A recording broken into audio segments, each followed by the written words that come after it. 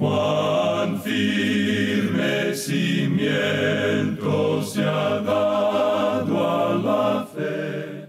A través de la Biblia, un análisis de la Biblia libro por libro que le ayudará a crecer espiritualmente. Estos estudios fueron diseñados por el Dr. J. Vernon McGee. Acompáñenos en este fascinante recorrido a través de la Biblia. La palabra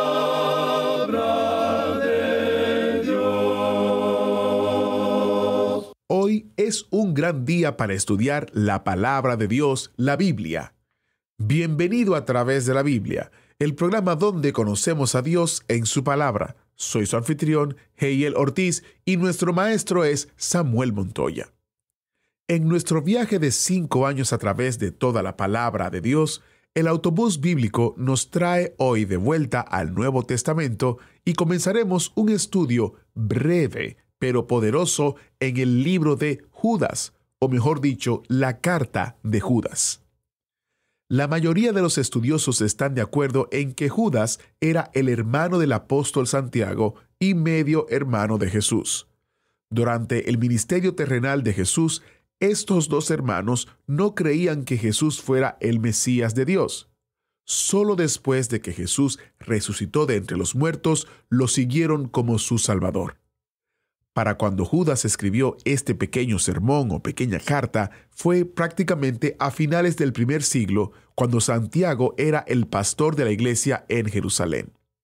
Judas escribió esta carta para advertir a la iglesia que la falsa enseñanza se estaba infiltrando en la iglesia de manera general para apartarse de la verdad. El Dr. McGee, autor de este estudio bíblico, decía que pocos libros en el Nuevo Testamento tienen más que decir a nuestra generación que esta pequeña carta de Judas. Este será un gran estudio y un buen tiempo en este libro, así que le invitamos a que se quede con nosotros en nuestro recorrido. Este también es un excelente tiempo para invitar a otros para que se unan a nuestro estudio. Cada inicio de un libro es un momento ideal para que más personas formen parte de la gran familia de oyentes del autobús bíblico. Así que aproveche, llame, invite a aquellos que pueden beneficiarse de este estudio de la Biblia y así juntos llevar la palabra entera al mundo entero. Iniciamos nuestro tiempo de estudio en oración. Padre Celestial, abre nuestros corazones y nuestras mentes para que podamos recibir tu verdad. Te damos las gracias por el regalo de tu Hijo Jesucristo, quien es el mensaje central de toda la Biblia. En su precioso nombre oramos. Amén. Y ahora, con nosotros, nuestro maestro Samuel Montoya, guiándonos y dirigiéndonos en el estudio bíblico de hoy. Continuamos hoy, amigo oyente, nuestro recorrido a través de la Biblia, para comenzar nuestro estudio en la Epístola Universal del Apóstol San Judas. Este es otro pequeño libro que es muy sobresaliente en la Biblia. Hemos dedicado un gran número de programas a los pequeños libros que, por lo general, son ignorados o pasados rápidamente por la sencilla razón de que son breves. Esa ha sido también nuestra costumbre. Cada vez que hemos pasado a través de la Biblia con anterioridad y al llegar cerca del final, nos sentimos como que estamos atrasados y comenzamos a apresurarnos y pasamos rápidamente sobre estos libros. Pero eso no ocurrirá en esta ocasión. Estamos tomándonos el tiempo necesario y estamos viendo que cada uno de estos libros es como una mina de oro. Aquí encontramos pepitas de oro por todas partes al trabajar en nuestro estudio de estos libros. Así es que hemos llegado a este pequeño libro de Judas, un libro que por cierto se destaca. Quisiéramos entonces presentar una introducción a este libro para que usted y yo podamos comprender un poco mejor lo que se relaciona con su contenido. El escritor de este libro es Judas, quien era uno de los hermanos de Santiago y también era medio hermano del Señor Jesucristo. En nuestro estudio del libro de Santiago vimos que había 3 de ellos. Algunos dicen que hay hasta 4 y eso está bien. Nosotros aceptamos también eso, pero solo utilizamos 3 en nuestras notas y bosquejos porque eso da una mejor división, una división más apropiada. Y cuando estudiamos este libro de Judas, vemos que hay 3 Judas mencionados en las Escrituras. Y vemos que este hombre, junto con Santiago, es medio hermano del Señor Jesucristo. Vamos a ver unas porciones de las Escrituras que nos pueden ayudar en relación con esto. En el Evangelio según San Mateo, capítulo 13, versículo 55, leemos: ¿No es este el hijo del carpintero?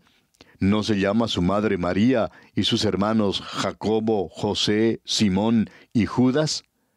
Así es que tenemos que el escritor de la epístola de Santiago, o Jacobo, y el escritor de la epístola de Judas son medio hermanos del Señor Jesucristo. Dijimos que había 3 Judas. Los otros 2 fueron: uno, el infame y bien conocido Judas Iscariote, formaba parte de los 12 apóstoles y terminó traicionando al Señor. Hay otro apóstol llamado Judas, y en la forma en que él es identificado lo vemos en el capítulo 14 del Evangelio según San Juan, versículo 22, donde dice: Le dijo Judas, no el Iscariote: Señor, ¿cómo es que te manifestarás a nosotros y no al mundo? Ahora, la forma en que él es diferenciado del otro Judas es que dice aquí que él no es el Iscariote, sino que es otro apóstol llamado Judas. Así es que nosotros, por tanto, creemos que el Judas que se presenta aquí es el medio hermano del Señor Jesucristo. Pero usted puede notar que él no se identifica a sí mismo de esa manera. Notamos también que Santiago siguió la misma norma. Él no trató de identificarse a sí mismo como hermano del Señor. Santiago se llamó a sí mismo Santiago, un siervo del Señor. Ahora, Judas aquí se llama a sí mismo siervo de Jesucristo y hermano de Jacobo. Así es que él se identifica claramente ante nosotros. Él es medio hermano del Señor por parte de María. Y María era la madre de Jesús, pero por supuesto que no tenían el mismo padre. Así es que lo que tenemos aquí es a un hombre que se llama a sí mismo siervo. Y la palabra para siervo aquí quiere decir esclavo en el original. O sea que él se llama a sí mismo esclavo de Jesucristo y hermano de Jacobo. Ya vimos cuando estudiamos la epístola de Santiago que los nombres Santiago y Jacobo son 2 versiones diferentes del mismo nombre. Ahora, ¿por qué Santiago y Judas no se aprovecharon de esta relación que tenían con el Señor? Ellos eran parientes de sangre con el Señor, ya que tenían la misma madre. Y creemos que la razón de esto es muy obvia. Ninguno de estos 2 hombres creyeron en el Señor Jesucristo, sino hasta después de su resurrección. Eso fue lo que les llamó la atención y lo que les confirmó, lo que convenció a estos 2 hombres de que Él era quien decía ser. Hasta ese momento, ellos pensaban que el Señor Jesús se había dedicado demasiado a la religión y que estaba fuera de sí mismo y que no era quien decía ser. Pero después de su resurrección, ellos llegaron a creer en Él.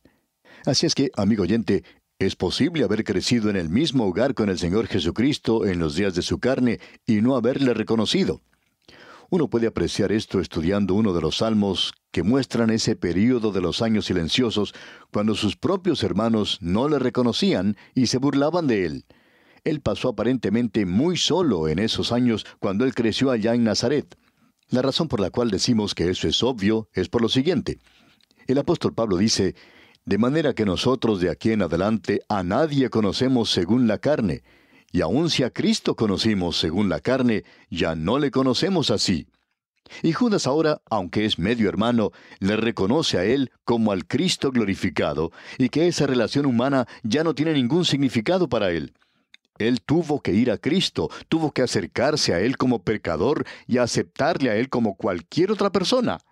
Esto, digamos de paso, es una respuesta maravillosa que da Santiago y también la da Judas a lo que se presentó después de los apóstoles. Hubo un período de tiempo cuando la familia de Jesucristo era tratada de una manera supersticiosa, de una forma sagrada. Era como si esa familia fuera algo especial. Bueno, no era así. Eran sencillamente seres humanos. Nosotros siempre pensamos que los protestantes han ignorado a María. Ella era una persona maravillosa. No fue ningún accidente que ella fuera elegida por Dios para traer al Hijo de Dios al mundo. Pero eso no quiere indicar que ella tiene que ser elevada más allá de las demás personas. Ella ocupa su lugar, como ella misma dijo, entre las mujeres. Y por tanto, ella es bendita entre las mujeres, pero nunca superior a las mujeres. Así es que ese período por el cual pasó la iglesia fue un breve período de tiempo cuando todas las familias fueron elevadas a una posición muy alta, por cierto que la familia de Jesús en particular. Y Santiago y Judas fueron informados de eso porque ellos mismos toman la posición de ser esclavos del Señor Jesucristo y así se identifican tanto Judas como Santiago. Ahora, en el primer versículo de esta epístola dice Judas: a los llamados, santificados en Dios Padre y guardados en Jesucristo. Esta palabra santificados no se encuentra en los mejores manuscritos, y algunos de los eruditos han señalado esto también. Hay algunas Biblias que indican esto. Según el Dr. Scofield, esto tenía que haberse traducido de la siguiente manera: a los llamados, amados en Dios Padre y guardados en Jesucristo. Es decir, que la palabra santificado es en realidad la palabra amado o amor de Dios. Esto es algo a lo que debemos prestar atención porque es de suma importancia. Él se llama a sí mismo un esclavo de Jesucristo. Y nuevamente quisiéramos repetir lo que hemos dicho con anterioridad, que de ninguna manera Judas reclama para sí una relación sanguínea que le podría dar a él cierta superioridad.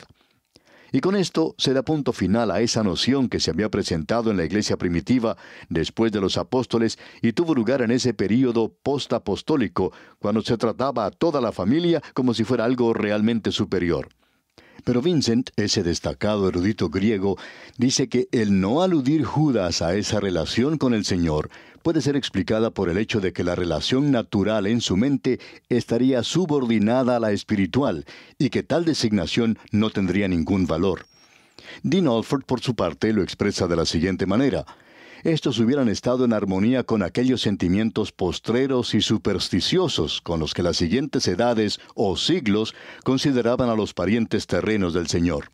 Sigamos ahora adelante y consideremos aquello de santificados en Dios Padre.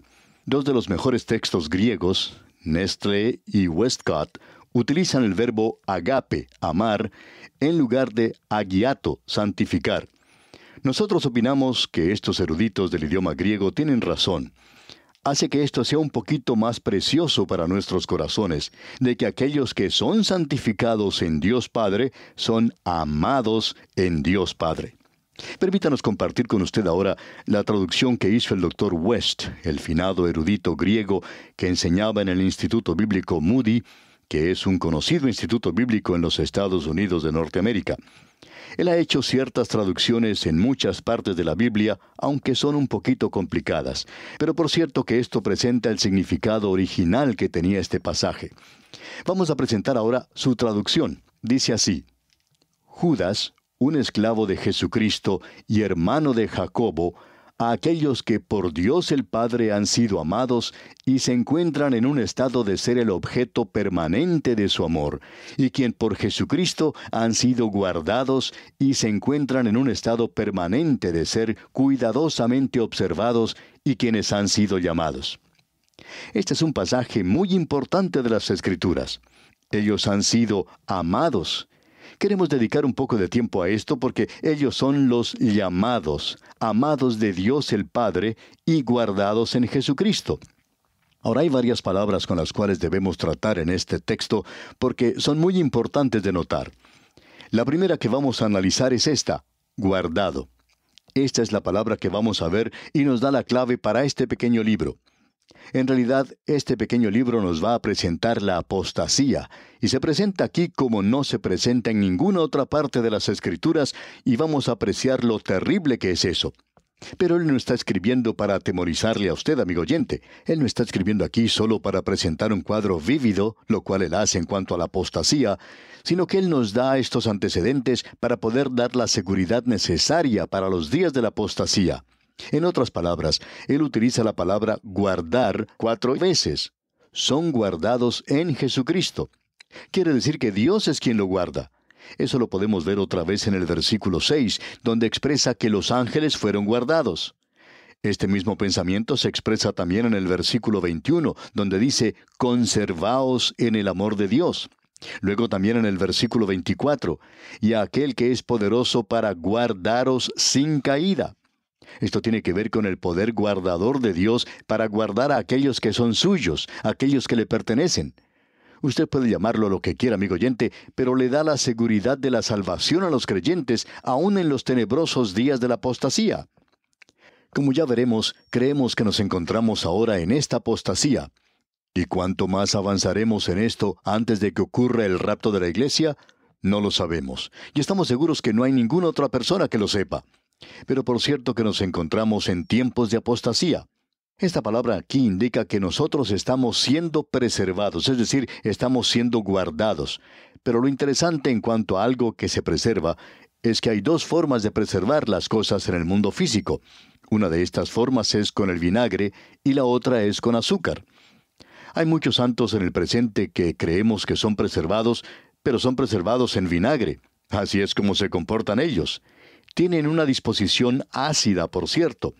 Y luego hay aquellos que son preservados en azúcar. Uno se da cuenta de eso por la forma en que actúan y se comportan con los demás. Ahora los otros, los que son preservados en vinagre, forman otro grupo de santos, pero no queremos decir que ellos no son santos de Dios porque son preservados en vinagre, porque creemos que lo son.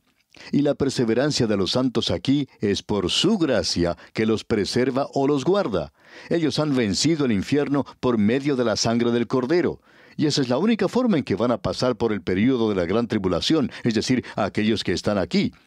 Ellos podrán superar todo por la sangre del Cordero. Esa es la única forma de hacerlo, y no hay mérito ninguno en nosotros. Vamos a utilizar aquí algo que el Señor Jesucristo mismo utilizó cuando dijo que Él era el buen pastor. Allá en el capítulo 10 del Evangelio según San Juan, versículos 27 al 30 leemos: Mis ovejas oyen mi voz, y yo las conozco, y me siguen, y yo les doy vida eterna, y no perecerán jamás, ni nadie las arrebatará de mi mano. Mi Padre que me las dio es mayor que todos, y nadie las puede arrebatar de la mano de mi Padre. Yo y el Padre, uno somos. Ahora, si las ovejas son salvas, no es ningún mérito para ellas el que sean guardadas.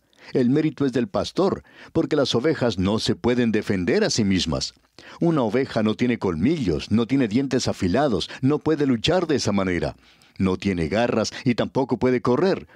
Un conejo tampoco se puede defender, pero un conejo puede huir del peligro. Pero una oveja ni siquiera puede hacer eso.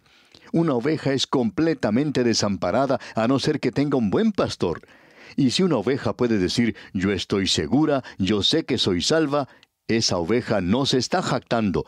Todo lo que esa oveja está diciendo es que está jactándose de que tiene un buen pastor, que tiene un pastor maravilloso. Amigo oyente, si usted está diciendo que no está seguro, entonces eso se refleja en su pastor, porque él dice que lo puede cuidar, que ninguna cosa creada le arrebatará de la mano del Padre. Él puede mantenerle a usted allí.